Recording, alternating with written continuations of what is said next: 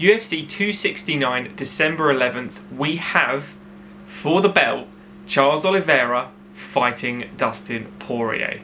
Now, obviously, Charles just beat Michael Chandler at UFC 262, and to get the belt, you know, he's had an incredible journey to get the belt.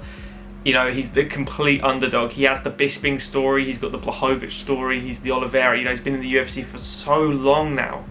And, you know, no one had him winning a belt like a couple of years ago. No one. He went on this incredible run. I think he's on a 9-fight win streak. You know, beating Michael Chandler is absolutely incredible. And especially after that first round where it was so close to just losing everything to this guy that had just come in, starched Dan Hooker. He had a lot of hype behind him because he was a 2-time Bellator world champion, might have been 3-time, but you know, he's an absolute phenom, like body-wise. You know, he's an athletic machine.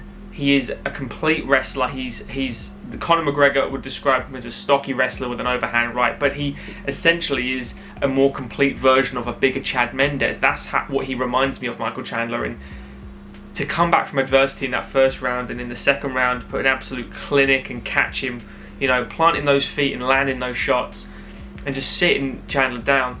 It's so impressive, the manner he beat him in, and to also have the chin to take the barrage he did and overcome that is such an accomplishment to me of how to win a belt.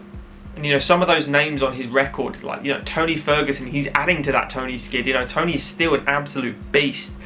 And what Oliveira did to him is special. You know, Kevin Lee, say what you want about Kevin Lee, but Kevin Lee is an absolute phenom as well. You know, his career's roller coastered, but Charles, you know, beating people like Kevin, Tony, you know, Nick Lentz is on that record as well, and Nick Lentz is a quality opponent. Yes, they're not necessarily top fives in a lot of these fighters that were on that 9-fight win streak, but he wasn't either when he fought those people. He's worked his way up and through the rankings. That's why he fought Kevin at the time, and that's why he fought Tony, and he deserved this chance for the belt. And it was mainly as well because Dustin turned it down to fight McGregor again. And obviously before he fought Khabib, Poirier's record, you know, fighting Gaethje, fighting Holloway in that absolute war. You know, he beat Eddie Alvarez at the time. You know, these fighters were incredible. You know, I think he was on a 4-fight win streak before he fought Khabib. I think he had a no contest before that. He was on an absolute tear, Poirier, and Poirier's only lost to the very, very best ever since he lost to McGregor at 145. So he loses to Khabib. He then comes back against Dan Hooker, has another war with Hooker, and in a striking war as well, which is Hooker's specialty. I know Hooker's not called the Hangman, he's got a nasty guillotine, but Poirier and Hooker's specialty is the striking, and Poirier declares he has the best boxing in the UFC, or especially maybe in MMA, who knows, but he has exceptional boxing skills, really does, especially in the pocket, you know, phone booth fighting style. Poirier really is there. After that, he fights McGregor. McGregor thinks he's going to walk all over him. A lot of us did. I had McGregor winning that just, you know, I was like, what kind of McGregor's going to come back? I think he has the range on him. And Poirier uses his skills, man. Poirier is the man. He really is. He beats McGregor down, finishes him, gives him a meme. Jake Paul makes a chain out of it, sends it to Poirier. There's the trolls, you know, right there. There's the thumbnail. And then in the next fight, break a leg, but he's putting a beating on him again. You know, he takes McGregor down and McGregor grabs a guillotine almost like to show, oh, look, I am trying. He was getting mauled.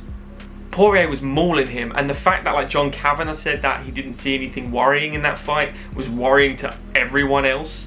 You should see something worrying because McGregor is getting schooled by Poirier, and McGregor, he needs to fight people his own level again, I think. You know, coming back off of layoffs and fighting Khabib, the number one, arguably, you know, he's being mentioned for the GOAT status, you know, and McGregor coming back off of a layoff to fight him is mental, and credit to him for doing it. He's got big balls to do it.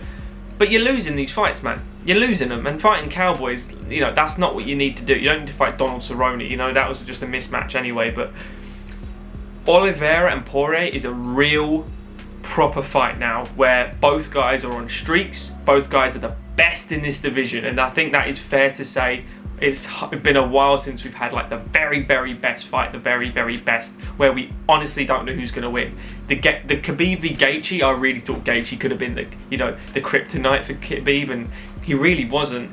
You know, he landed all the shit we thought would hurt Khabib, and Khabib kept going and just and chained submission in the fight, you know.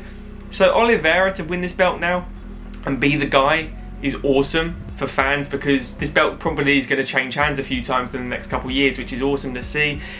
A long reigning champion is fun, but the belt switching is also very fun.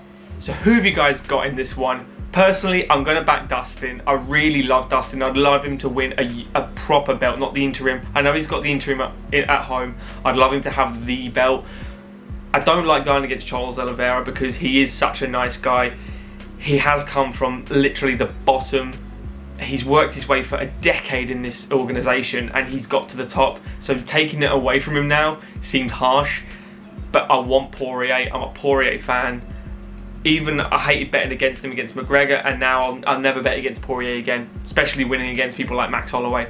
If you have enjoyed this video, guys, remember to subscribe to the channel, hit the like button. Love you all. Thank you so much for watching. Cheers, guys.